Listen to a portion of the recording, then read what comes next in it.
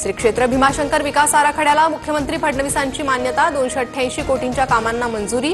2027च्या कुंभमेळ्यापूर्वी भाविकांना दर्जेदार सुविधा निर्माण करण्याचे प्रशासनाला निर्देश. रिसर्च अँड अॅनालिसिस विंगच्या प्रमुखपदी पराग जैन यांची नियुक्ती. पराग जैन 1 जुलैला रॉच्या प्रमुखपदाची सूत्र स्वीकारणार. संत तुकाराम महाराजांच्या पालखीचा आज इंदापुरात मुक्काम. इंदापुरात पालखी सोहळ्यातील दुसरं गोल रिंगण सोहळा पाहण्यासाठी नागरिकांनी मोठी गर्दी केली आहे.